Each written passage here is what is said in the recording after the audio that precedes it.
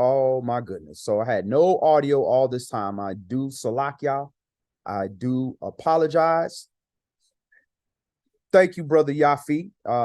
As always, right on time. So again, the title of our Bible study today is Heavenly Timing, YAH's Year and Month Start.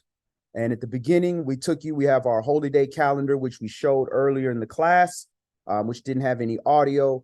You can download that, check it out. You have all your new month starts and your holy days. Everything is there. So do apologize for the beginning of the class. I did have it on mute. So we're going to get right into it. So again, the class is Heavenly Timing, YAH's Year and Month Start. So we're going to open up in Daniel, the book of Daniel, chapter 7. Daniel, chapter 7. And we're going to start this at verse 23 through 25.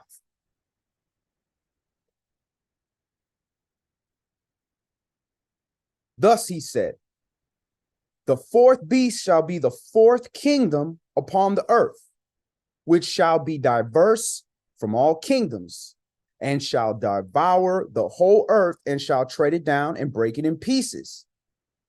And the 10 horns out of this kingdom are 10 kings that shall arise, and another shall arise after them, and he shall be diverse from the first, and he shall subdue 3 kings. So now we're going into prophecy. We're not going to really cover that. We want to get to this part here, verse 25.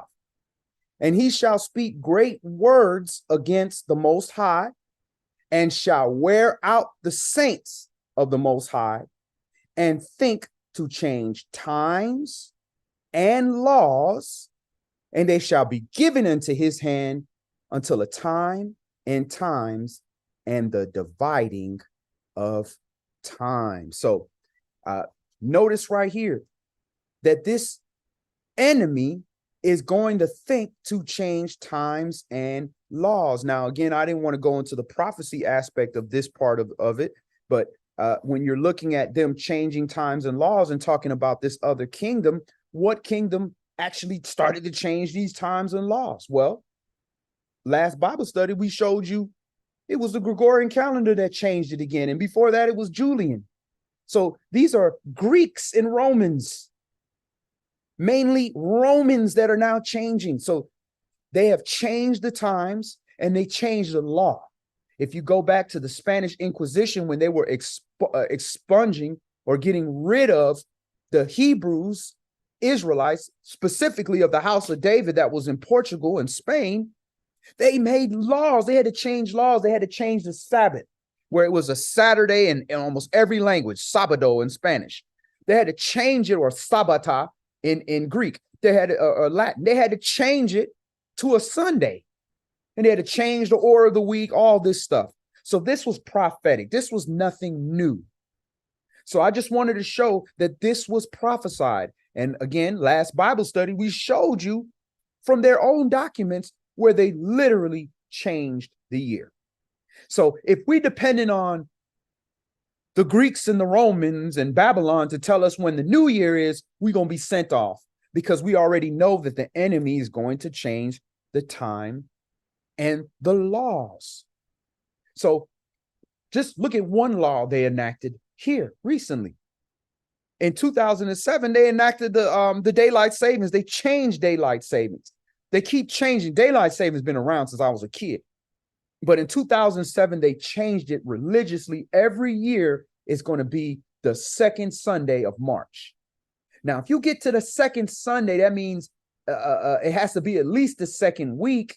And Sunday would have had to start the week. You have to have at least 2 Sundays to progress in March. That's going to put us right by our equalux. So you can literally look at daylight savings and know after that second Sunday, the next Tuesday, boom, you in your new year. All right. So that's just a little a teaser right there. We're going to actually calculate that. So let's go to Genesis. Let's go back to the beginning, because we can't depend on the enemy to tell us the truth. We can't depend on them to tell us, oh, you know, the Shabbat's coming. Don't y'all keep the Shabbat? hey, the Shabbat starts at this time. Your enemy not going to tell you how you can be empowered. So the Most High said, look, I know you guys are going to be in captivity, because he said all the way in Genesis, and when you go into captivity, all the way in Deuteronomy, when you go into captivity, remember these laws, remember me.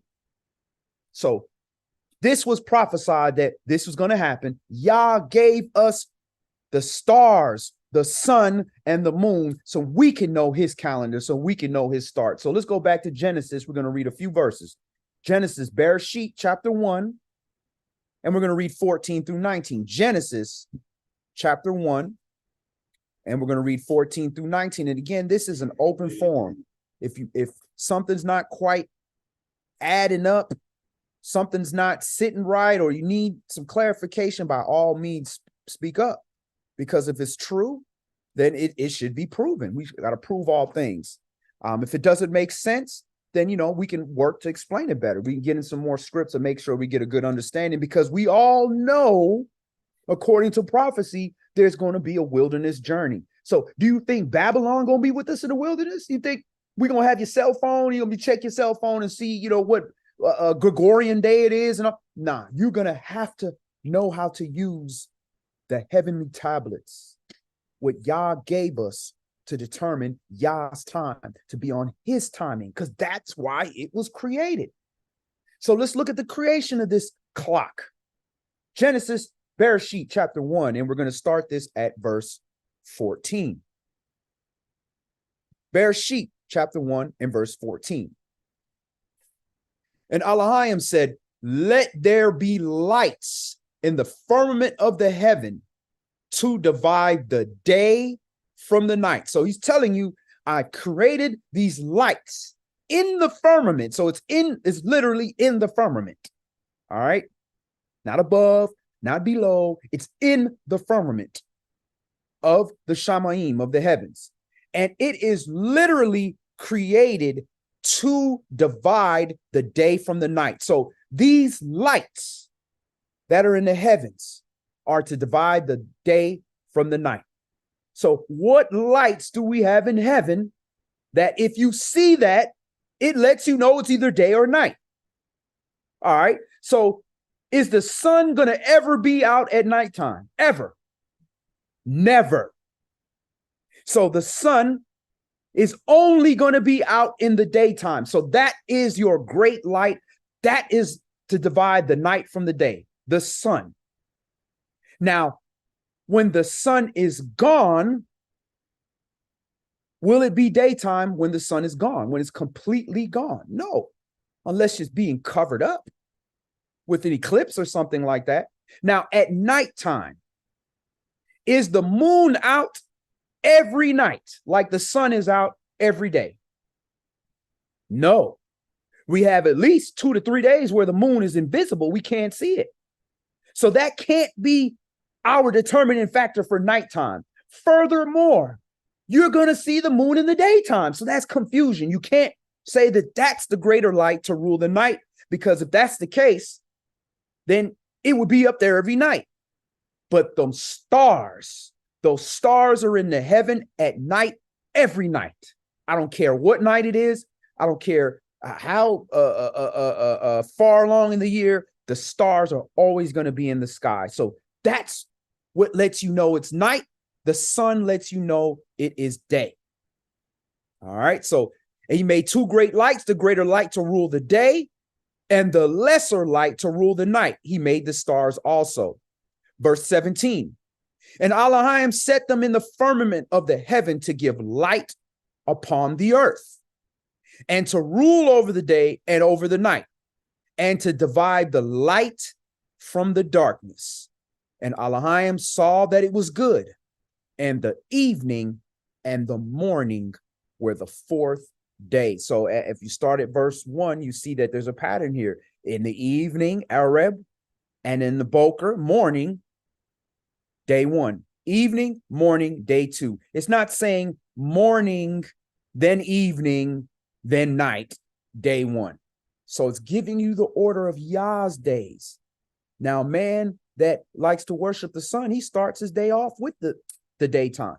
But that's not how the calendar day starts according to The first book of the Bible, Genesis. All right. So we have lights that separate the day from the night. So this light and these lights is what separates the day from the night. So that's how you know when a day starts and when a day ends. All right. Let's go to Matthew chapter 13. I want to check something out real quick. And Shalom, Viva Renee. Good to see you, sis.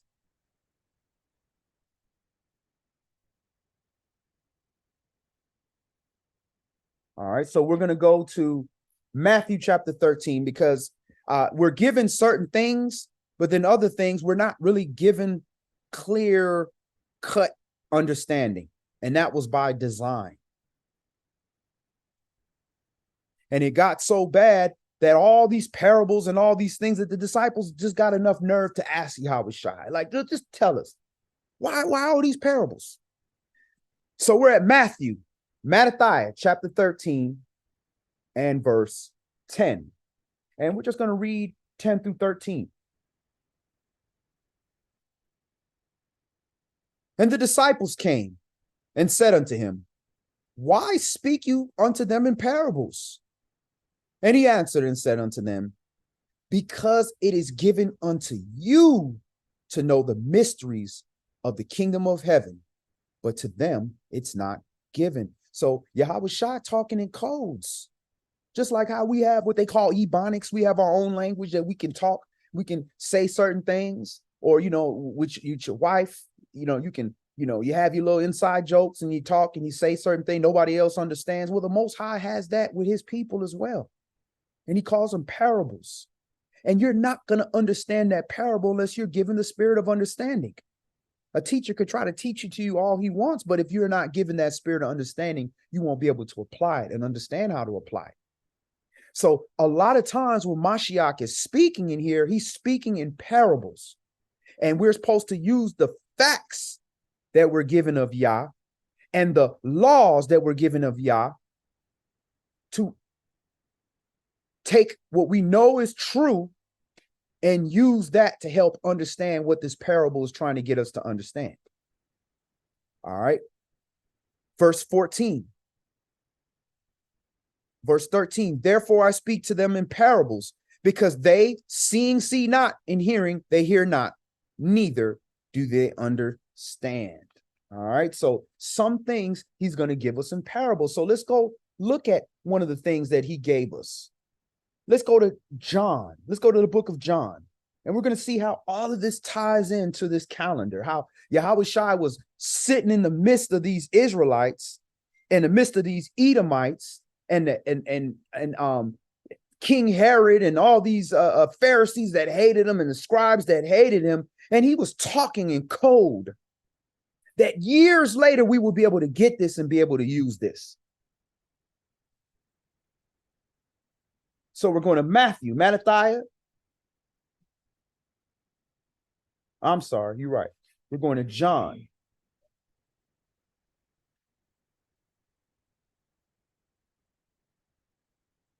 John chapter 11. And we're going to read 7 through 10. The book of John, chapter 11, 7 through 10. Not First John, just John.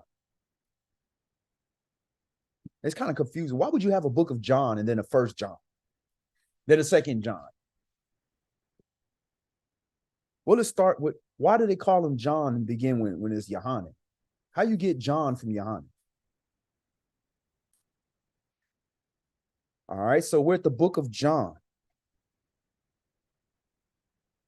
chapter 11, and we're going to start this at verse 7. So again, they asked him in Matthew 13, why you keep talking in these parables? He said, because it's given unto you to know the mysteries, but not them. So here's one of the mysteries. Verse 7. Then after that, saith he to his disciples, let us go into Judea again. His disciples say unto him, Adonai, the Yahudim of late sought to stone you, and you go you there again? They're like, bro, they trying to kill you. You still going over there? Verse 9. YAH answered Are there not 12 hours in the day? Wait a minute. I thought a day 24 hours. Or every daytime portion is in 12 hours. What happened right now? We don't have no 12 hours a day right now. So what is he talking about? Bless you. It says, if any man walk in the day, he stumbles not, because he sees the light of this world. But if any man walk in the night, he stumbles because there is no light in him. So he's talking multiple layers here. First of all, strategically, if they looking to kill you, you walk at night so they don't see you. But if you want people to see you because you're here to do a job, you walk in the daytime. So he not doing none of this stuff in secret. He doing his good works so people can see him, right? You don't take a candle and hide it under a bushel. So there's multiple layers. But what I want to key in is 12 hours in the day. Now, when we look at the ancient calendar, the Zadokian calendar, the Enochian calendar, around 2 times of the year, you have about 12 hours day. And if you have 12 hours day, then you know there's 12 hours night. So this is talking about a specific time of the year. All right. Now, why would he say this around this time? Why would he not just say, hey, listen, man, walk in the day or walk in the night? Well, let's drop down to verse 55. And we're going to see what time of year it is when he's saying this. We drop down to verse 55. And the Yahudim Passover was near at hand. So that means they were coming close to Passover. So that would mean you right around the new year. That would mean you got about 12 hours day and 12 hours night. So it's the springtime. So he's letting you know what kind of calendar he uses. He uses an ancient calendar. And why would they say the Jews Passover? It ain't the Jews Passover, it's Passover, Pesach. But apparently the Jews that were led by an Edomite king and possibly an Edomite high priest were keeping a different calendar than Yahushua. That's why what they call the Last Supper, they call it the Last Supper because they don't want to let you know it was Passover, or else we'd have to keep Passover.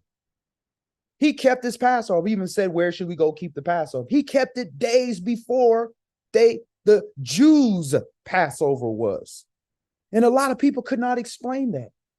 Well, he's letting you know in this same chapter, are there not 12 hours in a day? So he's using an Enochian calendar. And furthermore, we're going to prove this 12-hour breakdown. When we go into Jubilees, it's going to explain why is he saying there's 12 hours in a day. There's not 12 hours of daylight all the time, but the daytime portion is calculated at 12 hours. And we're going to show you in the ancient way of doing things. We're going to show you, and that 12 hours is broken up into 3 parts of 4-hour parts. And those are watches. So that would explain the 12-hour day, because you have those 12-hour daytime watches and 12 hours of nighttime watches.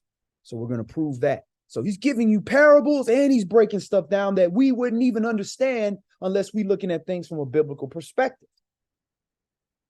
All right, so let's move on. Let's go to Matthew chapter 13. Matthew chapter 13. Mattathiah chapter 13.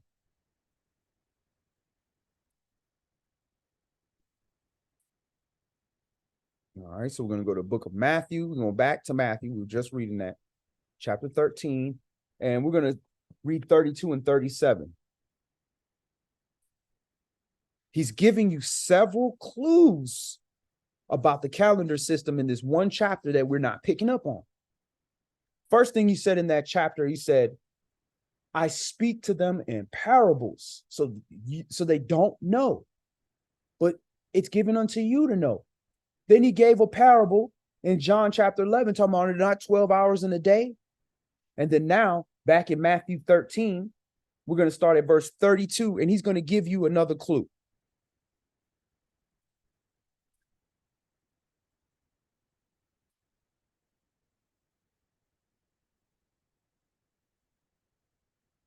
Excuse me, Luke chapter 13. I apologize. Luke chapter 13. So it's a different chapter. Luke chapter 13.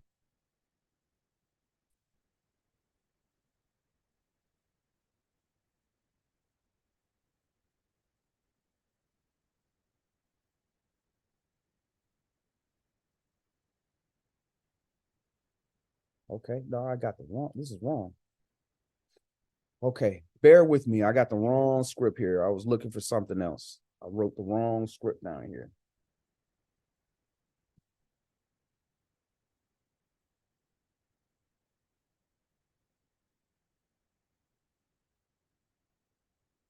All right, I was going to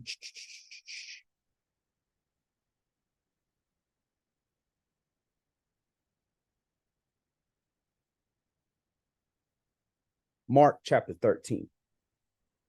Sorry, Marcus chapter 13, excuse me, not Matthew, Marcus chapter 13, and we're going to start this at verse 32. All right, so he gave us clues here. But of the day and the hour knows no man, not the angels which are in Shamaim, neither the Son, but the Father. Take you heed, watch and pray, for you know not when the time is. For the Son of Man is a man taking a far journey, who left his house and gave authority to his servants and to every man his work, and commanded the porter to watch. Watch you therefore, for you know not when the master of the house comes. And we hear, oh, it could be even midnight or the cock crowing, or we hear that and we think, okay, it could be any time. That's what we hear. But there's a clue right here. He's actually giving you the breakdown of the day right here. Because he says, look, you don't know what time he's going to come. So he can come anytime. He didn't say, you don't know what day he's going to come. He said, you don't know what time. Then he broke down the times of the day. Even, remember, in the evening and the morning were the first day. He just broke it down again. Even or at midnight, because you have even, which starts your night. You have midnight, which is literally the middle of the night. And then you have the morning. When does the cock crow? In the morning.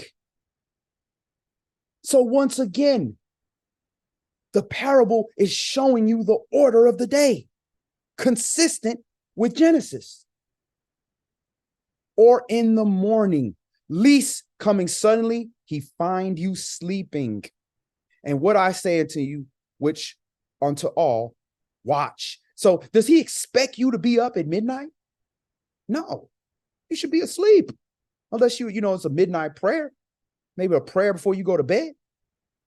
But at the end of the day, he's showing you the order of the day. All right. The day is broken down into parts. So now we're going to go to Jubilees. Now, how are you supposed to know that? We're not given these specific information in Torah. They took things out. They didn't want us to have everything because they want to control the narrative.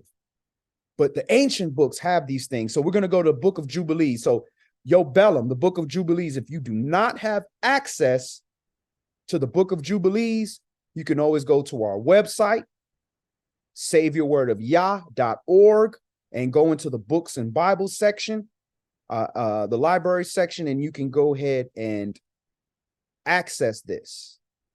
So you just go to our book page, go to the library, and then you can access all of this stuff. So we're at the book of Jubilees, chapter 49, and we're going to go to verse 10, and we're going to read 10 through 12. All right. It says, let the children of Yasharal come and observe the Passover on the day of its fixed time, on the 14th day of the first month, between the evenings. So it is between the evenings. When you read the King James Version, it says in the evening.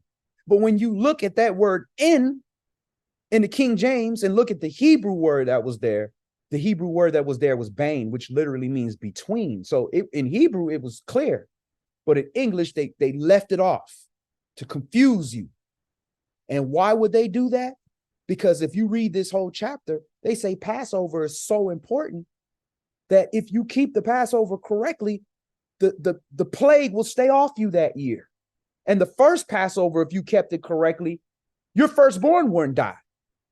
So they believe if they can give us false information, that we would die by default. All right. So verse 10, let the children of Yasharal come and observe the Passover on the day of its fixed time, on the 14th day of the first month, between the evenings. Not only between the evenings, it says from the third part of the day to the third part of the night. So that lets you know there's 2 evenings. You have the one that starts from the third part of the night, the third part of the daytime, and you have another evening which begins ending the third part of the night, because at the third part of the night, you're getting ready to have the morning again. Now, let's break that down again. We got do it real slow. Let the children come observe the Passover on the 14th day of the first month, between the evenings, from the third part of the day to the third part of the night. For 2 portions of the day are given to the light, and a third part to the evening. So if you break up, he just told you, are there not 12 hours in a day? So the 12 hours of the daytime portion, right? 12 divided by 3 is what? 4. So you got 3 4-hour durations. The first 4-hour portion, right, is given to the night. Again, it's given to the night. So this is as the sun goes down and it's not yet dark, and then it becomes dark. Now that is your first part of your night. All right. The second part of the night comes, then the third part of the night. So this is talking about the third part of the day, daytime. So as your day is getting ready to end, that's the first portion. Then as the night starts, that's the first portion of night. The middle of the night is the second portion, and the third part of the night going into getting ready to start the evening. That is when the Passover is observed. So in other words, on the 14th day, as the sun goes down, you're killing that Passover, but it's still light outside. When it becomes dark, that's the first part of the day. Then you have 2 more portions of the night. All right. So verse 11, that is which Yahweh commanded you, that you should observe it between the evenings. And it's not permissible to slay it during any period of the light. So those first 2 portions of the day, you can't slay it in the 14th. So when you start your daytime portion of the 14th day, you can't slay it in the morning of the 14th. You can't slay it in the afternoon of the 14th. You can't slay it until that third portion of the daytime portion, the last 4 hours of your daylight. That is given to dark. Even though it's still bright outside, it's starting to get dark, and they consider that evening because it's moving towards even, which is dark, when it becomes perfectly in between. All right. So it is not permissible to slay it at any period of the light, but during the period bordering on the evening, and let them eat it at the time of the evening. So you can't eat it until the 15th. So the bordering of the 15th, which is that the sun has gone down, it's the stars ain't out yet, but the sun is not out. That's when you can kill it. but you can't eat it until it becomes dark. So when it becomes dark, that's the first part of night. You eat it until the third part of night. So it becomes dark, that's the first part of night. Then you got midnight, that's the second portion of night. Then you have the third portion of night, which is late at night, 3 o'clock, 4 o'clock in the morning, all the way until it's about to become morning.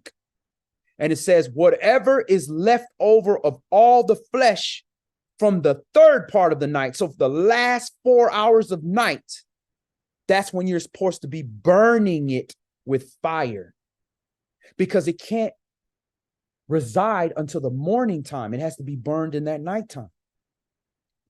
All right. So that is how your daytime portion is broken up. So I'm going to see if I create like a little graph. Let me see if I can pull it up if y'all can see it, so I can explain it a little bit better. All right. So let me go ahead and do a new share. Perfect. It came up. All right. So I did like a little Excel spreadsheet. All right. So here's the 14th day. All right. Let me blow that up a little bit.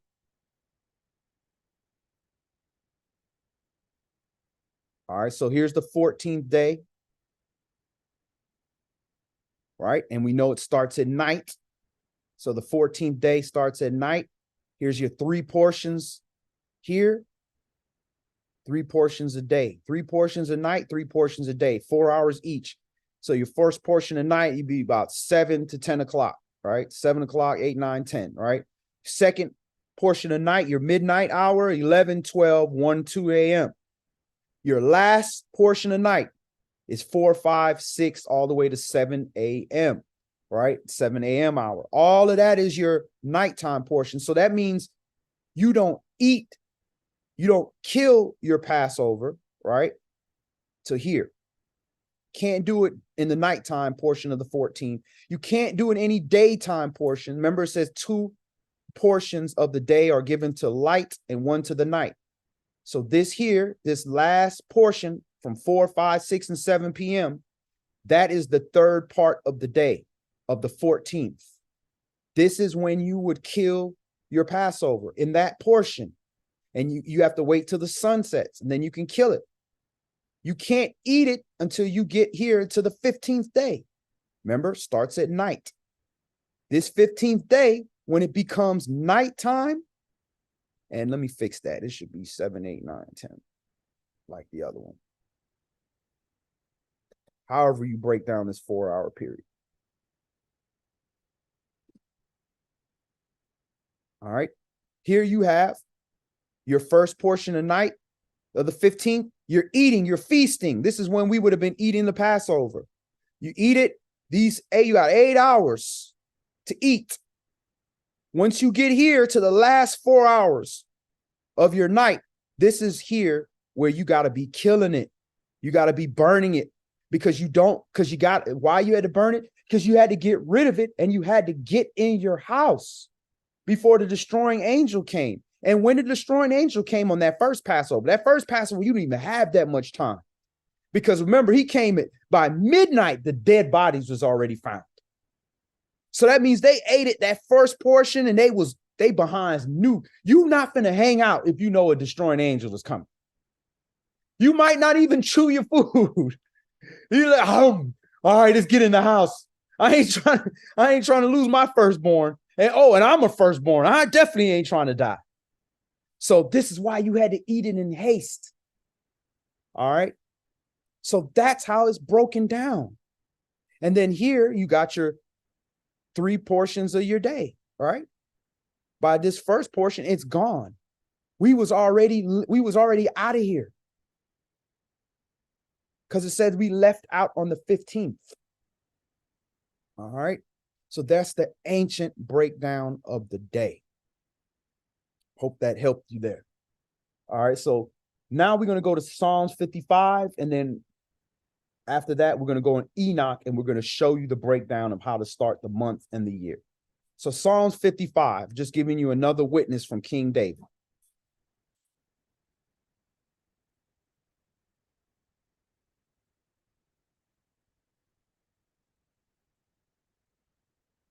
All right, we're going to go to Psalms chapter 55. And we're going to start that at verse 17. Really only need to read one verse here to get the point. So Tehillim, Psalms 55 and verse 17.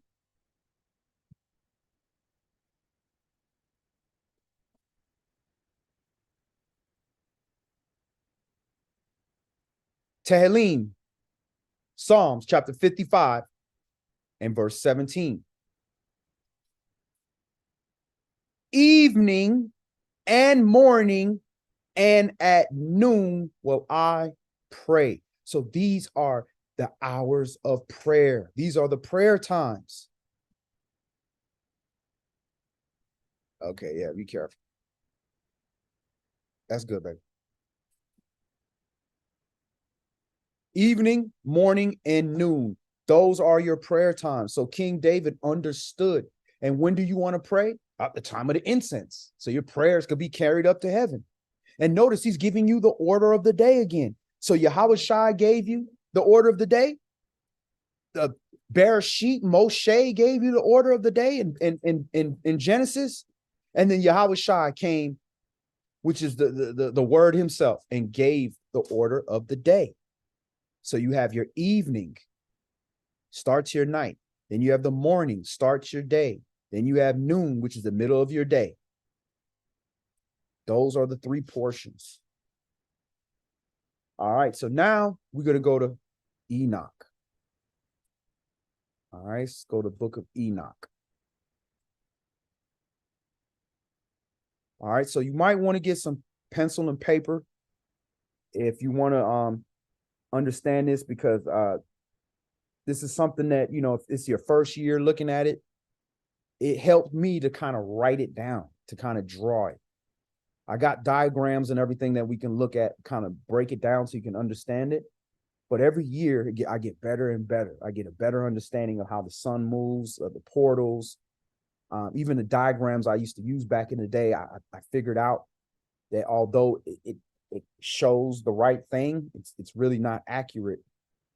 So every year I'm trying to get a little bit more accurate. All right, so we're going to do a new share. Let me what I'm doing over here. Let me pull up Enoch. We're going to the book of Enoch, chapter 72. This is the book of the section of the luminaries where it starts with the sun.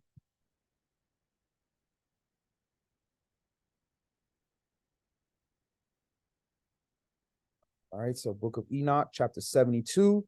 And Enoch, they break it down differently depending on what version you have. So it could be 71 or 73, but it starts with the book of the course of the luminaries of heaven. All right, so this chapter breaks down how many days are in your year, how many days are in a season, and breaks down how each month, how much daylight and how much nighttime you're going to have.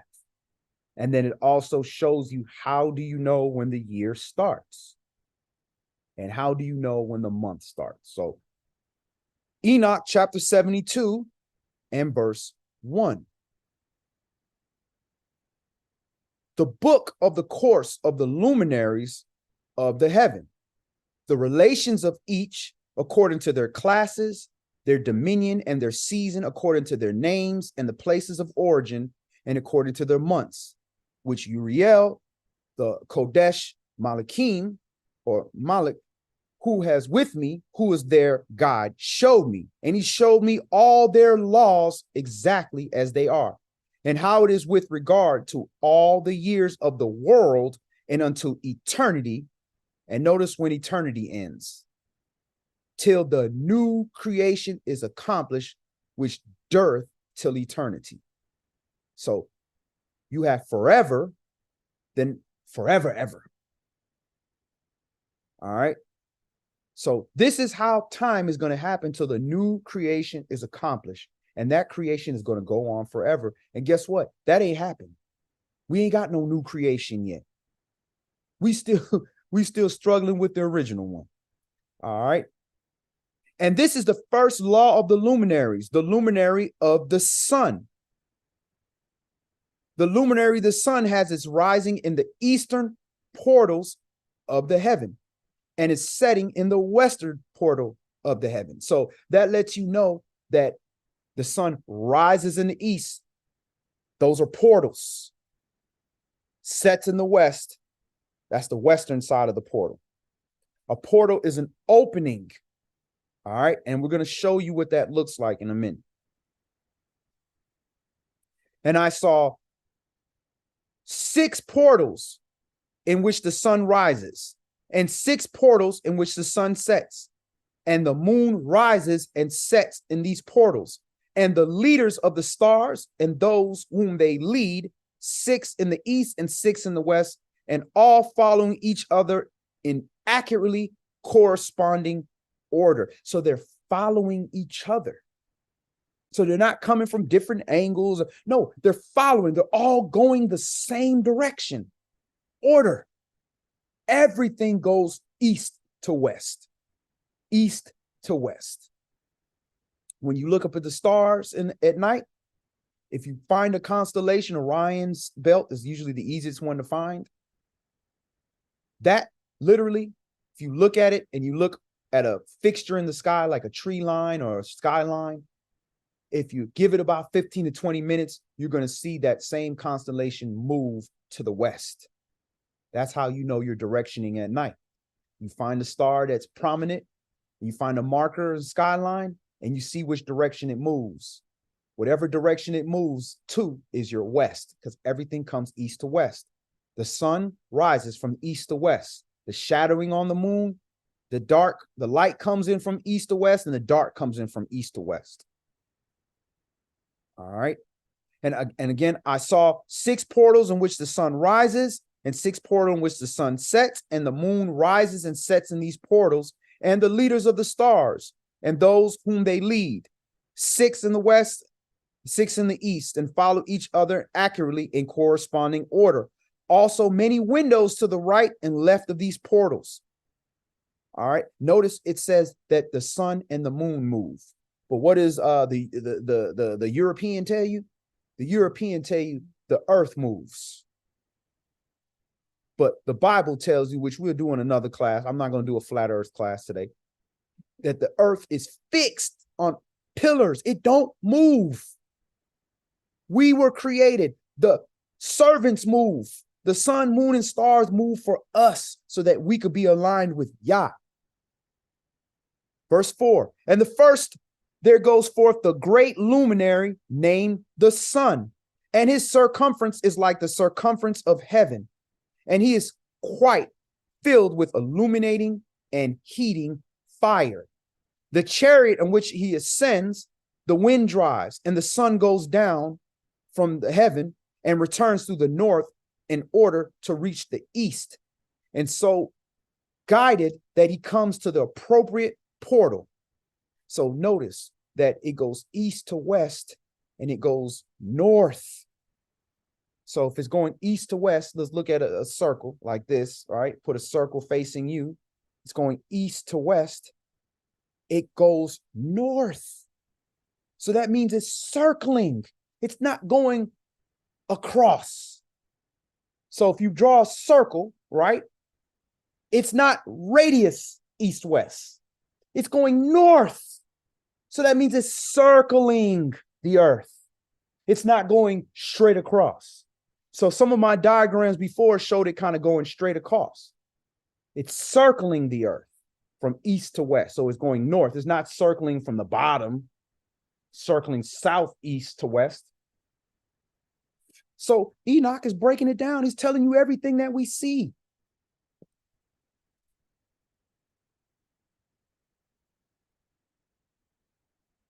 And so guided that he comes to the appropriate portal and shines in the face of heaven. Verse 6. In this way, he rises in the first month in the great portal, which is the 4th portal. So the 4th opening, there's 6 openings with the eastern and western side of the opening, like a top and a bottom, for lack of better word. Opening, right? Each one, it goes from the east through the great portal first, which is the 4th portal. So the 4th portal is where New Year is. And in the fourth portal, from which the sun rises, in the first month are 12 wide openings, from which proceed a flame when they're opened in their season. When the sun rises in the heaven, he comes forth through the fourth portal 30 mornings in succession, and sets accurately in the fourth portal in the west of heaven. So it takes 30 days for the sun to travel through the fourth portal on the first month. So that means your first month of the year has 30 days.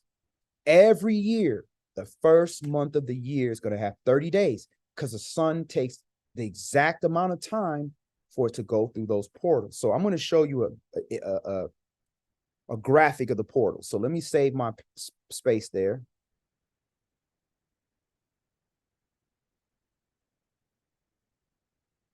All right. And let me go ahead and pull up the graphic. All right. So let's see. Here we go. Here's a good graphic. All right. So again, the sun and the moon and the stars move, not the earth. The earth ain't rotating. These things rotate around us. So you see how it's circular? So the fourth gate would be here. They got it around the equinox because they're concerned with the equator on the earth. So right here around March 2nd, right after the second week of March and the second week of September is where you have your fourth gate. So the sun is going around. You see here, this is east, this is west. Or this would probably be a better version. This is east and this is west. So it's going east, north. This is north here, north, south. So it's going around at this level. It goes in levels, heights. All right. It's further away. The further away the sun is, the higher it is in the sky. Because the law of perspective, when you look at something from a distance, the further it is on the horizon, the higher up on the horizon is going to look. Like some telephone poles. If you look at telephone poles close, they look like they don't look that high. They're only like 12 feet, not 12, like 20 feet up or something like that. But then when you look at them a distance, it looked like, even on a flat surface, like I'm from Miami, it's very flat in Miami. You look from a distance, it looks like the telephone pole's way up in the sky. That's the perspective. So the sun operates the same way. When it's furthest from you, it's high up in the sky. When it's close to you, that means it's closer to the earth. The closer it is in angle, the cooler it is. The farther it is, the hotter it is. So just like if you take your cell phone and you use your cell phone light and you put it on a piece of paper, and you circle it around something on a paper, like draw a dot on a piece of paper and put your flashlight and circle around the dot. The closer you are to that dot, the less light is on that paper. The higher you are up, the more of that paper is lit up. That's how you have your time zones. That's how you have your heat and warmth. All right. So the fourth portal is right here. It goes around here, fourth portal in a circle from east to west in a circle for 30 days, north to west, north to west, southeast, north, west, southeast. And it's going up. You see how it's going up, like winding, like it's going up a mountain? It goes up. It takes 30 days to go from the fourth portal into the fifth portal, which is the next one. So then it goes from the fifth, it takes a certain amount of days, and it goes to the sixth, right, which is up here. It goes all the way to the top of the sixth, then it got to go back down through the sixth, back down through the fifth, back down through the fourth, and that will be your fall because the sun is falling, right? The days are falling short. Then it goes back all the way down to where we are now in the first portal, where it's the coldest and the night is the longest. The bigger that circle is, the longer the night is. That's how big the shadow is. The smaller that circle is, the more daytime, because it takes longer for the sun to go around that portal. All right. And that's why the sun gives you this kind of infinity looking symbol in the air. Because it's going up, up, up, up, up, up, up. Then they got to go down, down, down, down, down, down, down. Then they got to go back up, up, up, up, up, up through these portals. All right. So let's go back and let's pick up. So now you can visually see that. And I'm going to give you one more graphic. All right. So this graphic here is how the seasons work. So again, we did this first gate, the fourth gate here. So this fourth gate is right here.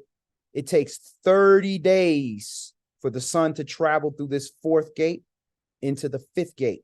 That's how we know the first month of the year is always going to have 30 days. All right. Then it takes another 30 days. Then it takes 31 days. So I'm jumping ahead. These are your seasons. All right. So we'll come back to that. All right. So verse 9. So again, 30 mornings in succession and sets accurately in the fourth portal in the west of heaven.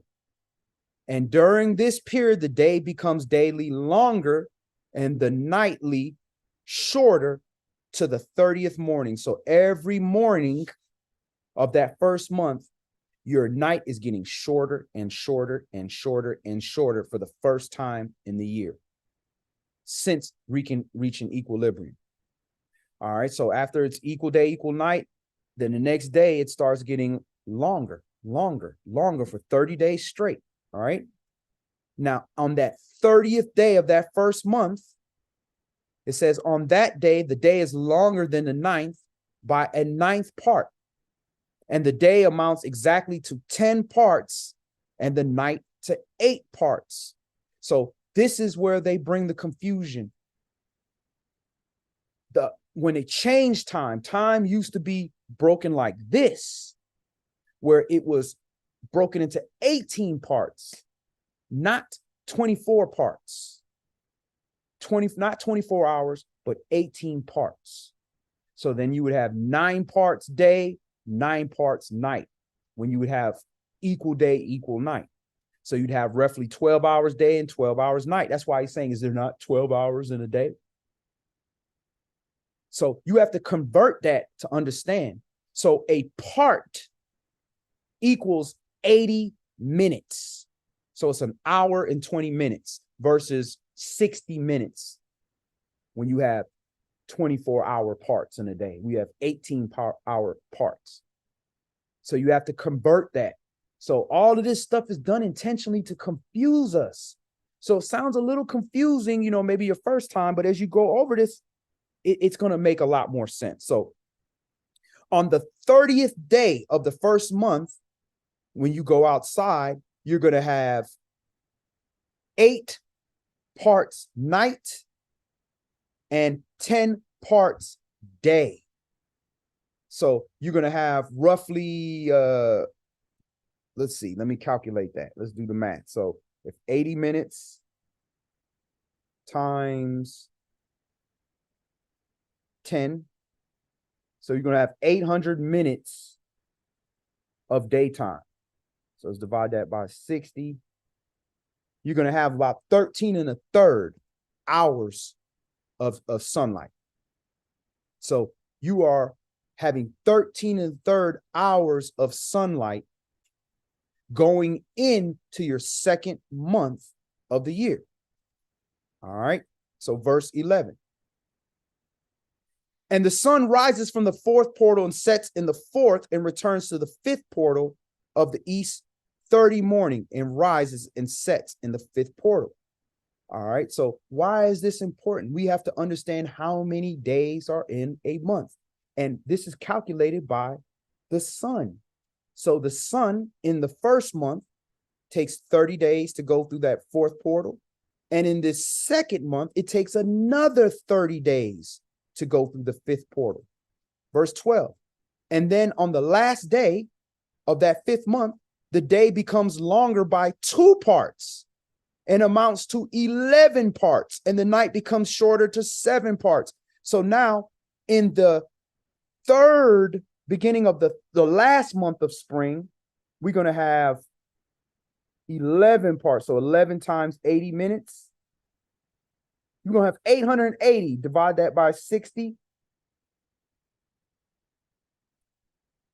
We're going to have 14 and 14.66.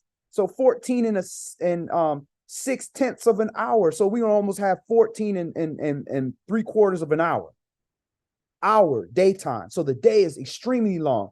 Now, what does that sound like? Does that sound like spring? That sounds like summer, when the days is extra long, because that is getting ready to start your summer.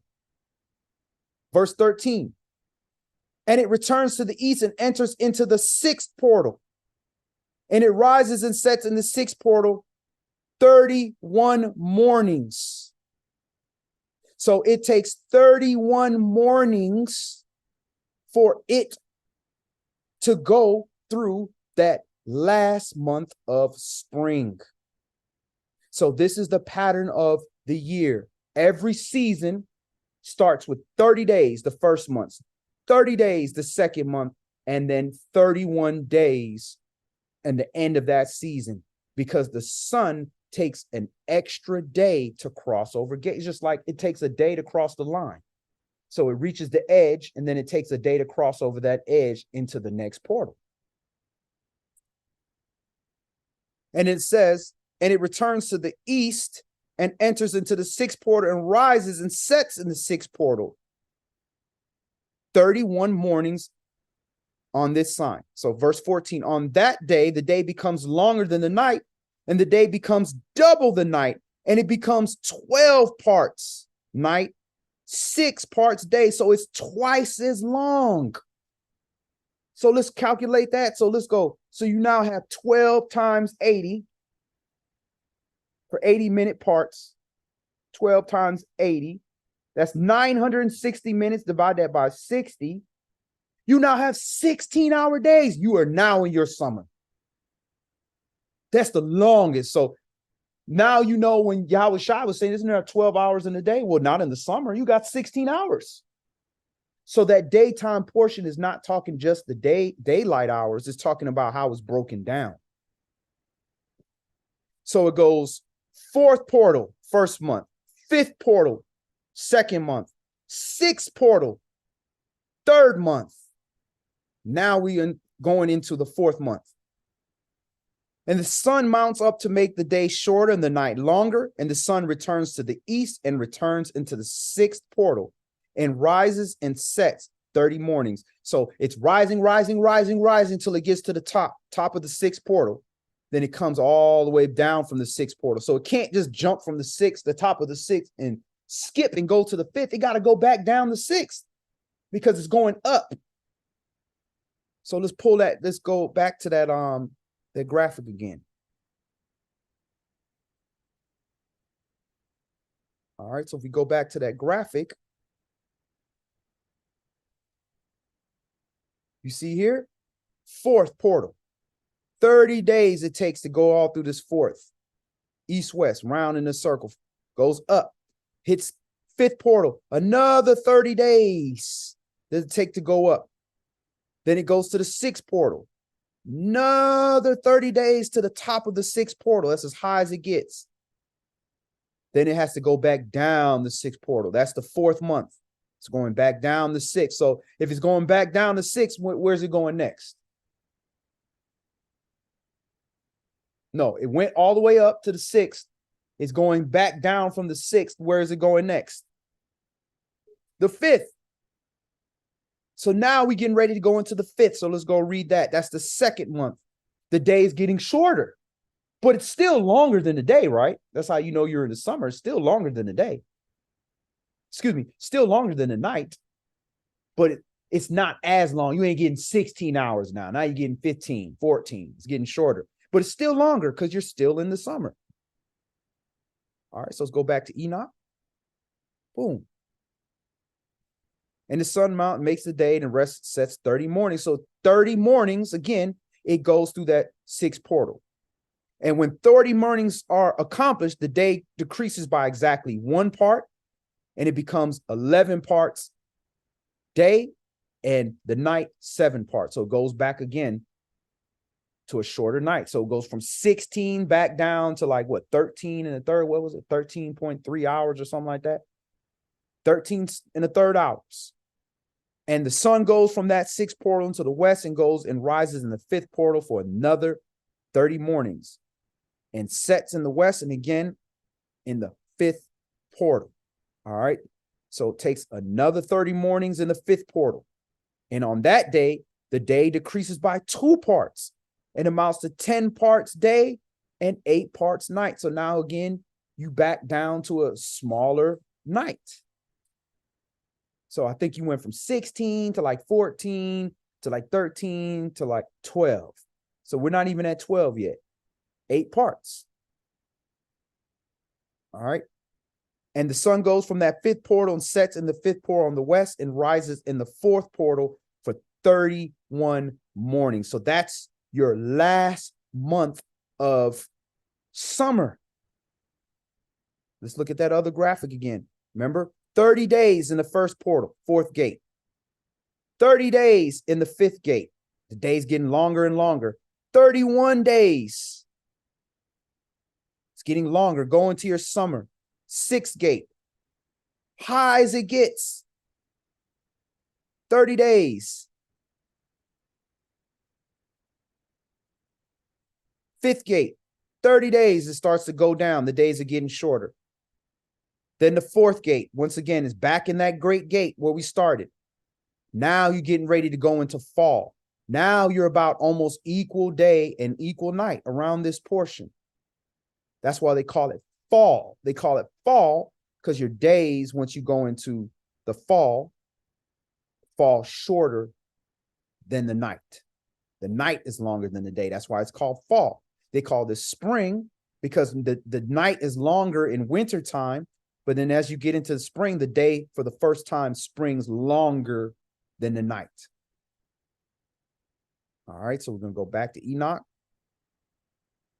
So it goes through that for 31 mornings. So anytime you see 31, you know that's the ending of a season. On account of his side, it sets in the west. On that day, it's equalized with the night. So again, you have equal day and equal night. And that night amounts to 9 parts day and 9 parts night. So that'd be 12 hours day, 12 hours night. That's called the autumn equinox or autumn equinox. And the sun rises from that portal and sets in the west and returns to the east and rises 30 mornings in the 3rd portal and sets in the west in the 3rd portal. And on that day, the night becomes longer than the day and the night becomes longer, and on that day, the night becomes longer than the day, and the night becomes longer and the day shorter till the 30th morning. And the night amounts exactly 10 parts and the day 8 parts. So it flips around. Now the day is only 8 parts. It's only 800 minutes. And the night, the day is less. And the night is 800 minutes. So the night is longer.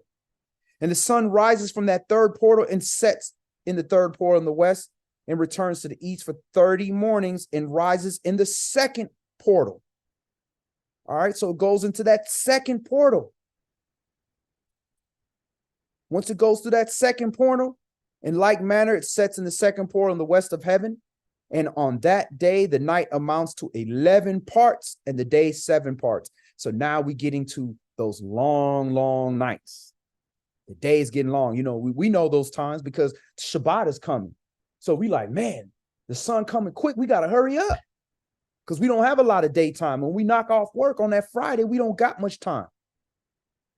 And the sun rises on the day from the 2nd portal and sets in the west in the 2nd portal and returns in the east to the 1st portal for 31 mornings. So now you're going into your winter. This is what we just went through right after Hanukkah. We went into this part where you have the winter solstice. It's called the solstice, where you have the longest nights of the year. So there it is, 31 mornings. We know that's the last month of your fall. And it sets in the first portal in the west. And on that day, the night becomes longer, amounts to double the day. So it's twice as many hours of night. It's 16 hours of night and 8 hours of day. That is your solstice. And on that night amounts exactly 12 parts, and the day to 6.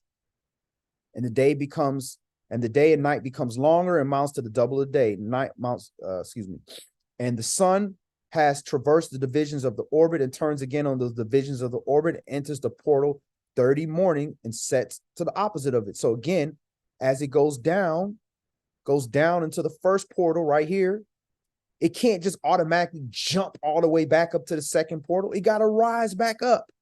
So now it's rising back up through the first portal again in the first month of winter. And it goes here to go into the second portal. All right. And on that night, it has the night decreasing in length by a 9th part, and the night has become 11 parts and the day 7 parts. So the night is getting shorter again. Still longer than the day, but it's getting shorter. And the sun is returned into the second portal in the east and returns on those divisions of the orbital for 30 mornings, rising and setting. And on that day, the night decreases in length, and the night amounts to 10 parts and the day to 8. So the night getting shorter and shorter again. And on that day, the sun rises from the portal and sets in the west and returns in the east and rises in the third portal for 31 mornings. So now when you see that 31, what does that 31 mean? Is it the beginning of the season, end of the season, middle of the season? That's the end of the season. Why is that the end of the season? Why is there 31 days in the end of the season versus the middle of the season?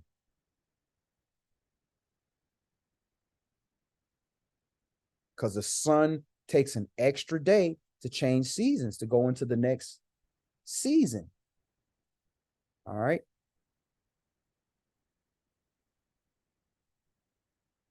All right. And on that day, the night decreases, amounts to 9 parts, and the day to 9 parts, and the night is equal to the day, and the year is exactly as it is. Oh, wait a minute, I skipped.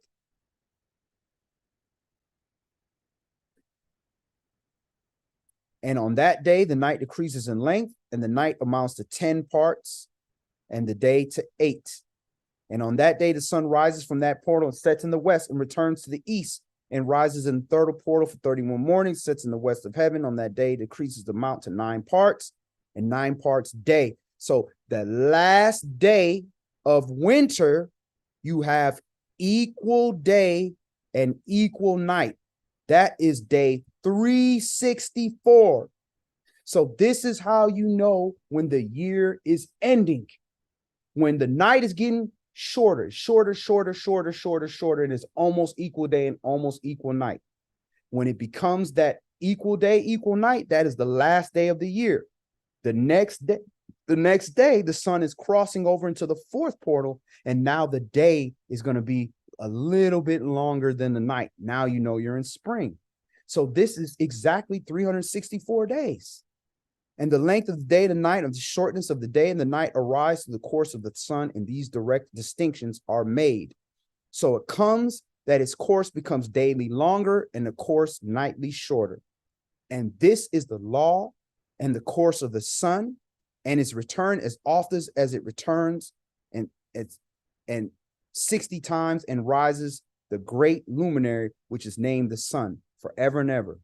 And that which rises is the great luminary, and so named according to his appearance, according as Yahweh commanded. As he rises, so he sets, and decreases not, and rests not, but runs day and night.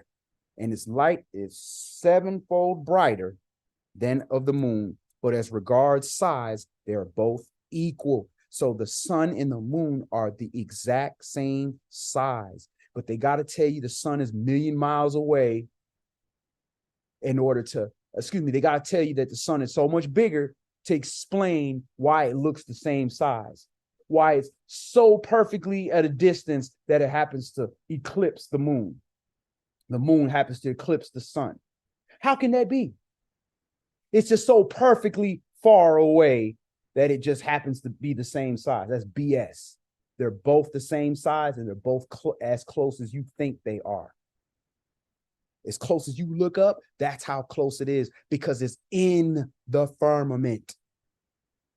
All right. So again, I know that might be confusing, but let's go over these graphs. I'll run through it again. Again, we just talked about this here.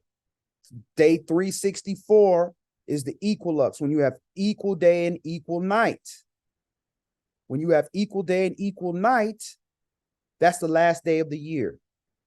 The next day is the first day of spring. That's when the days start to become longer than the night. Now, how do you calculate that? You can't go by just the sunset and the sunrise, because when the sun sets, you still got light outside. You got refraction. You still can see. So that can't be it.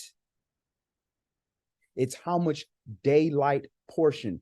Remember, the sun could set and it's still light out. You have to say, how many hours are we seeing light? How many hours can we, not see the stars? And how many hours can you, see the stars? Because the stars is not going to show up during the daytime. They call it the morning star. That's not even actually a morning star. So the closest thing that I could find was the date and time. Date and time kind of shows you the sunrise and sunset times, the specific time of year, and it breaks down, the duration, the day length. Now, these numbers don't add up. They don't add up at all, because how are you getting 11 hours and 52 minutes when you have a 7:51, 7:43? The numbers don't add up. And then you're looking at here where they say around here, you have equal day and equal night, like around the 16th. But then yet they say the equinox is equal day and equal night. They're saying it's on the 19th. That don't add up. So they're lying. They're not giving you accurate numbers. And when does their calendar day start? What time of day does it start? At midnight. So they can't calculate how many hours of sun light you have, because they're calculating based on days. Because at midnight, right? Midnight, it's the next day to them. So that's not the same. So that messes up your count. Then look here, daylight savings, they shifting the clock an hour back, this, that. So if you calculate and you got 12 hours day, 12 hours night, and the day before you had something like, or a couple days earlier, you had 10 hours. It ain't going to jump 2 hours in 2 days. It ain't going to jump an hour in a day. That's them messing with the clock. But interesting enough, like I said, they made that law in 2007 where they required daylight savings to start the second Sunday of March. Well, if you start the second Sunday of March, that first Tuesday that comes after that first fourth day of the week, because Tuesday night starts the fourth day of the week, which will be our Wednesday daytime. That's going to get your new year every year. So New Year starts at March 12th, right there. And if you calculate it yourself, you're going to look right around that Monday, that Monday night, you're going to have 12 hours a night. And Tuesday during the daytime, you're going to have 12 hours a day. So you want to look at Monday and Tuesday daytime. That's going to show you the 12 hours day, 12 hours night. Then Tuesday night, when it becomes dark, Happy New Year. Now you can bust fireworks and you can say Rosh Hashanah, Happy Rosh Hashanah, Samiyach, Rosh Hashanah, all that, whatever you want to say. Rosh Hashanah, not in the 7th month, not at trumpets, not in the wintertime. But you're going to say that in the beginning of the year. So that's the clue. How do they know to start it religiously? Since I've been doing this calendar, they've been starting daylight savings the Sunday of the week of our new year. So that's how you calculate it. If you're using the moon to calculate it, you're going to be in confusion because, again, the moon has a 354 day cycle. The year is 354 with the moon every year, it never changes. And if you do like the heathen do, they just hey, for the heck of it, just throw another month in. Now you got 380 something days. It doesn't add up. So that's how you calculate your calendar. You want to use the sun and the moon and the stars are your witnesses. That's going to show you how to know your season starts. So every beginning of a season, you're going to have a certain lunar phase. And when we look at the Enochian calendar, they track this stuff. All right. So this is with the Dead Sea Scrolls. This is them breaking down and charting the calendar found that the Essenes were using. And you notice it's just like what we read. 4th day of the week, Saturday night starts the first night. Sunday night starts the second. Monday night, the third. Tuesday night starts the fourth. So the daytime portion would be Wednesday. So Tuesday night is your Abib day 1. So at least at the time before the Greeks, they understood that. They Shabbat every year was the 7th day of the week. Every month, every week, 7th day always, never changed. And the first Shabbat of the year was the 4th day of the year. And we can prove that if you look in what was the name of that? Psalms of Sabbath sacrifice, which was also found in the Dead Sea Scrolls, where they tracked what the priests were doing, the psalms that they had to do for each Shabbat of the year. All right, so you have that. There's your start.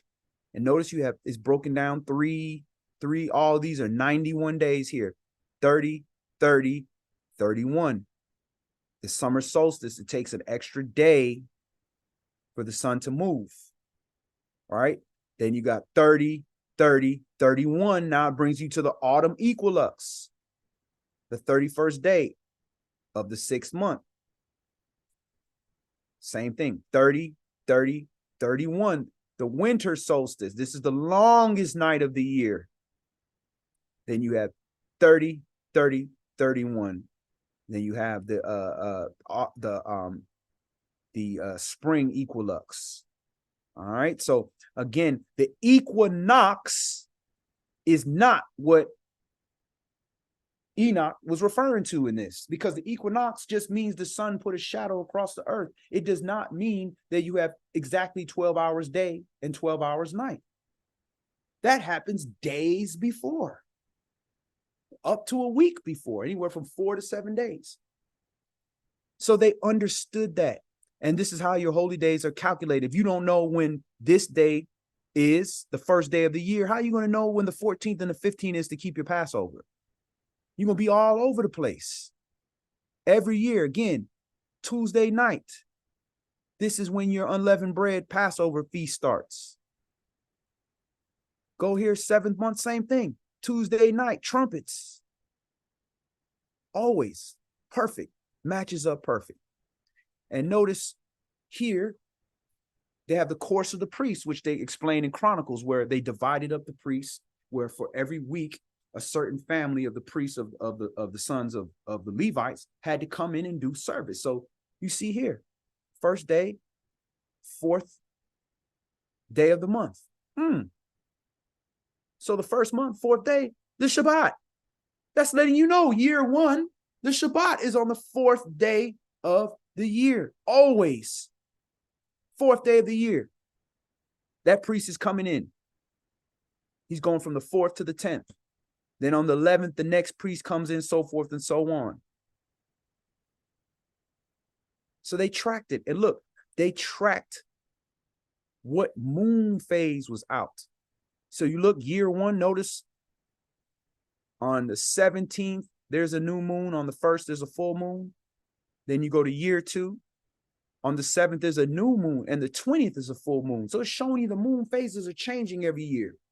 But at the end of the day, what you see right here about is Shabbat. First month, fourth day is always going to be the fourth, is always going to be your first Shabbat of the year. That never changes. Year 2, same thing. Go year 3, look, boom, same thing. Year 4, same thing. Year 5, same thing. But these moons is changing though. Year 6, same thing. And that brings you into the Jubilee. And the 7th year is the Jubilee. Something changes. That's why they don't have this chart right here. Something changes that Jubilee year. We don't have all the answers, but something changes. That's why they only gave you 6 courses of priest, but there's 7 years. All right, so that's the basic breakdown of the year, of how to calculate your year, how to know what season you're in. All of that is broken down there. If you want access to any of these graphics, you can reach out to us at saveyourwordofyah.org. You reach out to us there. Give us your email information. We'll send you copies of this stuff.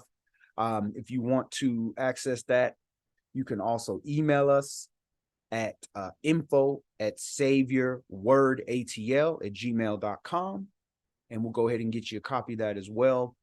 If you have any questions, like I said, definitely reach out to us. We've been doing this for years. We've been watching it.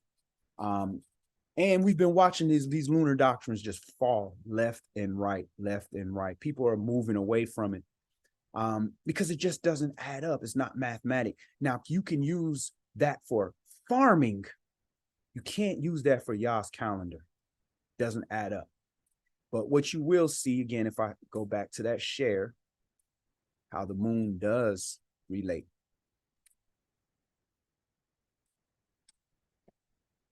You go back to the calendar.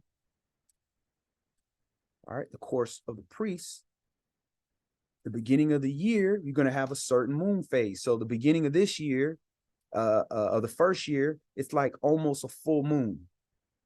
All right, because if the 17th was a new moon, that means halfway through will be a full moon. So a little bit after a full moon. So it's kind of like a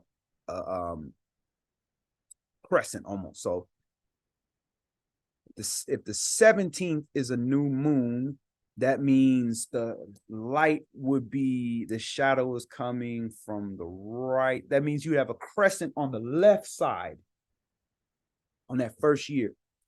Second year said the new moon is on the 7th. So that means 7 days earlier, you'd have like a quarter moon on the left. Then the third year, around the 10th, you have a full moon. So you're going back to a crescent again, and so forth and so on. And then on the 4th year, you got a whole full moon. So that's letting you know you halfway through your year. You got a full moon. So these things are letting you know you're halfway through your 7-year cycle, excuse me. That moon phase is changing at the beginning of every year, and it's consistent. Notice the pattern. Year 1, you got a full moon on the first day, right? Year 2, you got like a kind of a quarter moon. Year 3, you got it like almost a dark moon. Yeah, you would have a dark moon. So you'd have a dark moon with a small sliver on your right side. Then year 4, you're back to a full moon. So you see how it's following a pattern like a clock. So we're not saying throw away the moon. We're just saying use it for it's for the season. Said the moon is for the Moedim. Moedim does not only just mean the holy days, it means the seasons. So the moon is for your seasons. Doesn't that not give you your tide? Does it not help you with gravity and all these different type of things? It has its job. Just like the woman is not the head of the house. So because she don't have the supreme authority, get rid of her. I only want this. So you gonna be a gay man? You gonna have 2 heads of houses? That's a monster. No, she has her job. The heart is important. You can't live without that heart. You can live without a rib cage, but do you want to have a heart not protected? The heart needs a rib to protect it, to keep you upright. So these things come together. The sun needs the moon, because all three got to align to start a revolution of time, to start like a specific year, or to start Jubilee year. All these things are going to line up in perfect succession, just like the clock. In order to start a new day with the 12 o'clock clock, everything got to be lined up at 12. The second, the minute, and the hour all got to be lined up. So it's the same thing. These things when all these things line up for a specific full year, that's going to tell you what year you're in. So if we had what did we have when the year started this year? I think we had like a sliver moon on the right or something like that. The beginning of winter, we had the same thing, same moon phase.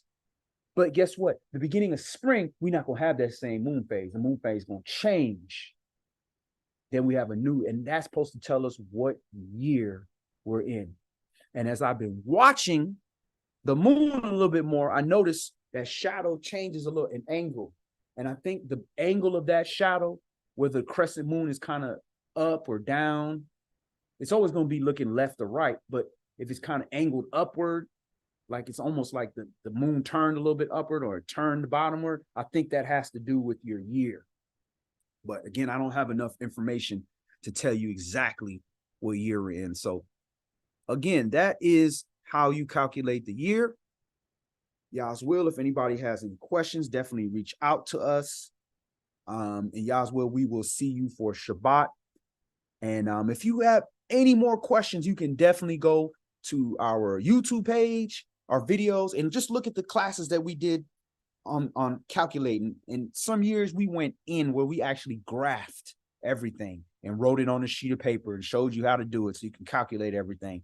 And that might help you if you're trying to do it yourself. So that's all we're going to do today. Yah's will, we will see you on Shabbat. If you've gained anything from our classes or our ministry, and would like to donate, you can go to our website, hit the donate button, donate directly into the Savior Word of Yah account, or you can donate on our Cash App, which is $Savior, $S word ATL, $S word ATL. So Yah's will, we'll see you for Shabbat. Yah be with you all. Shalom. Shalom.